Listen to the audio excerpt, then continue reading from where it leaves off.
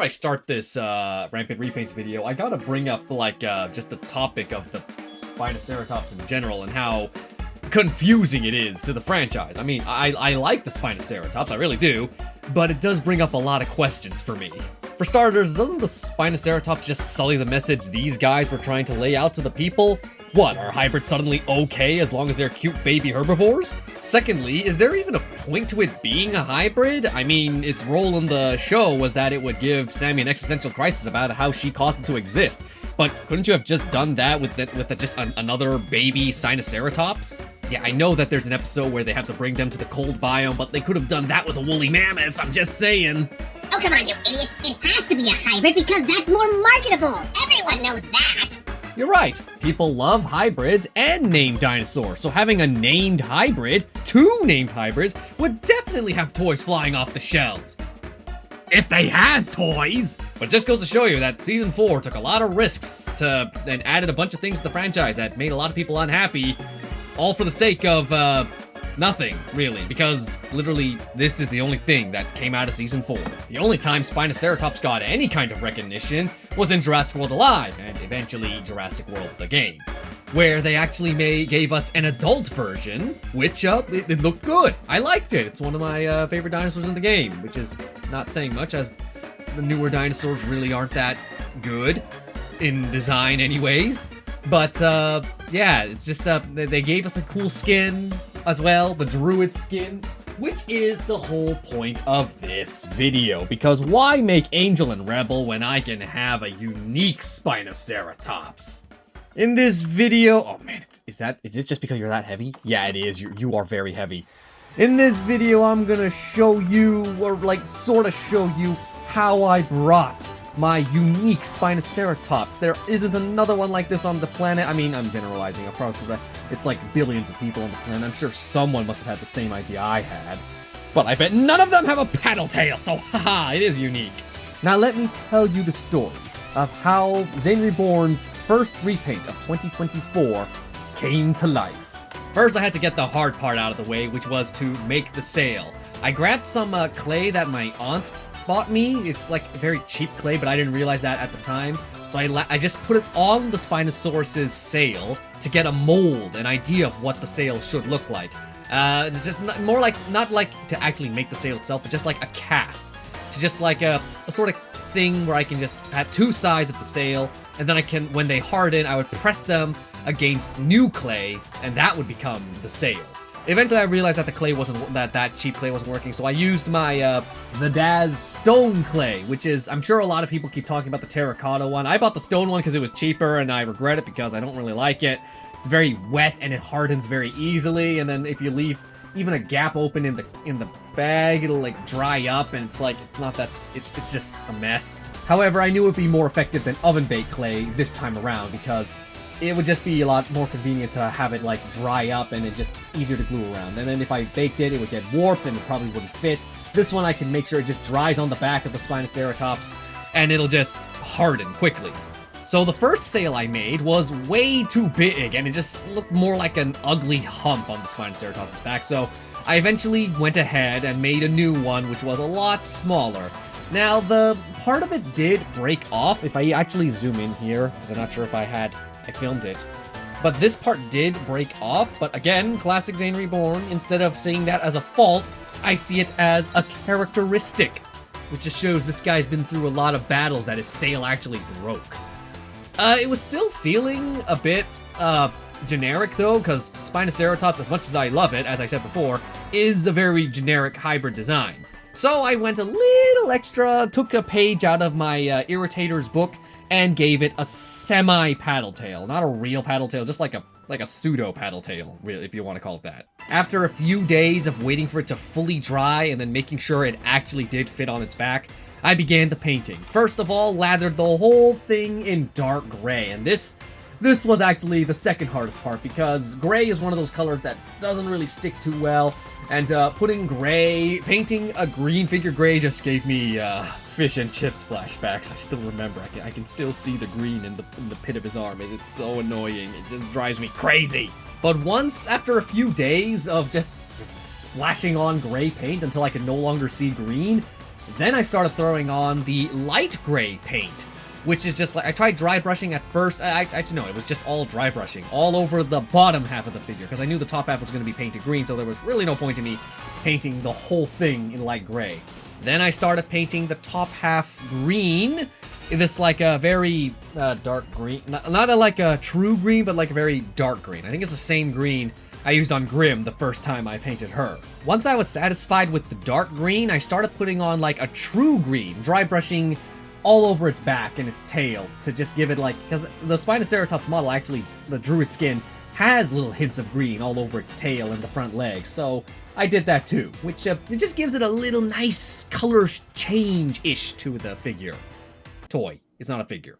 I also went back and painted a lot of white on the figure as well, dry brushing in wherever I saw appropriate, like the head, the bottom of its feet, its nails, and its horns specifically were all painted in white, cottage white.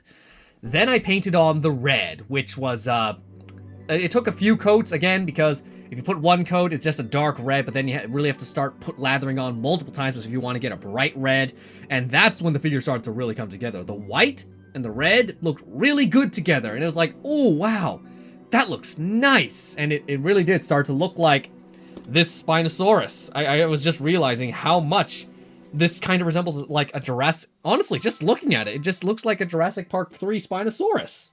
I painted the horns with the yellow ochre, which I do plan to repaint Grimm with that color eventually, because I think it's more true to Grimm's actual skin color. And then, of course, it was a very dark red, so then I painted it over with, I painted Hazy Moon over the horns lightly so it wouldn't completely erase the yellow.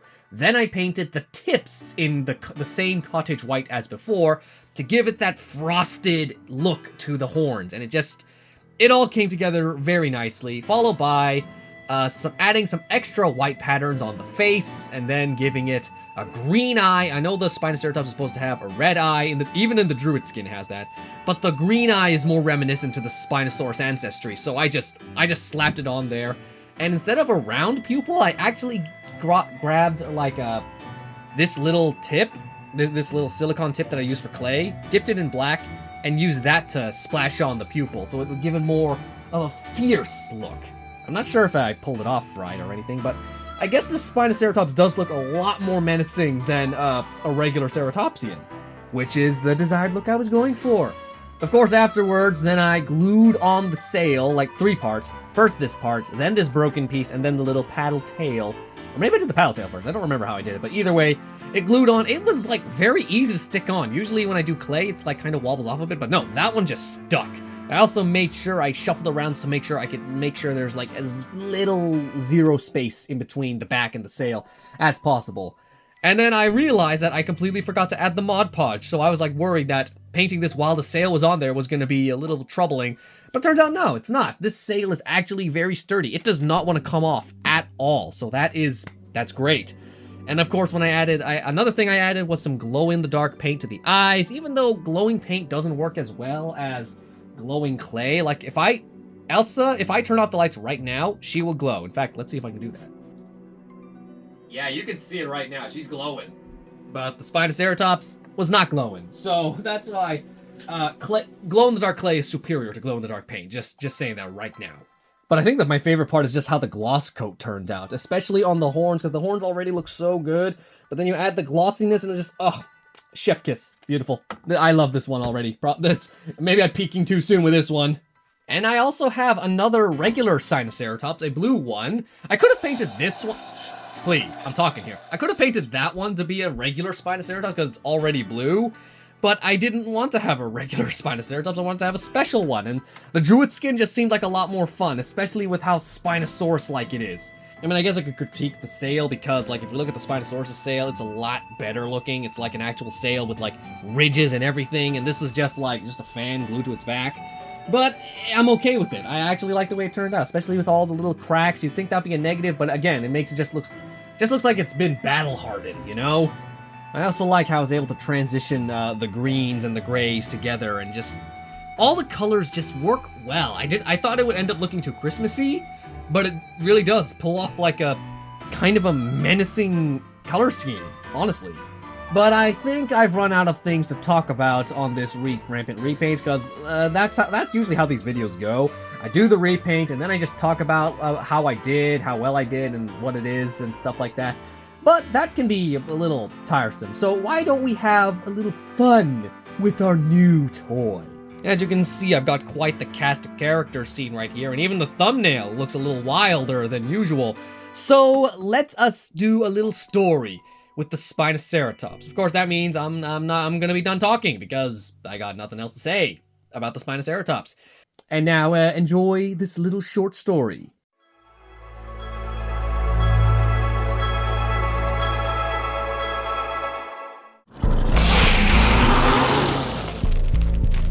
Yeah, woohoo, alright,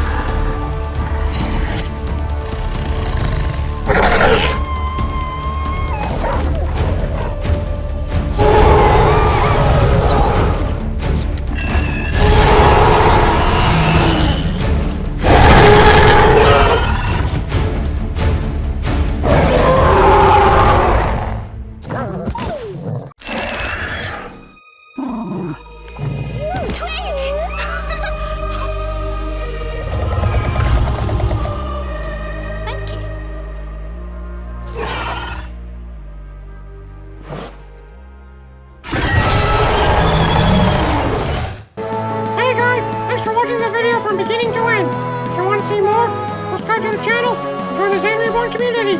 See you in the next one. Bye-bye. Bye. Bye.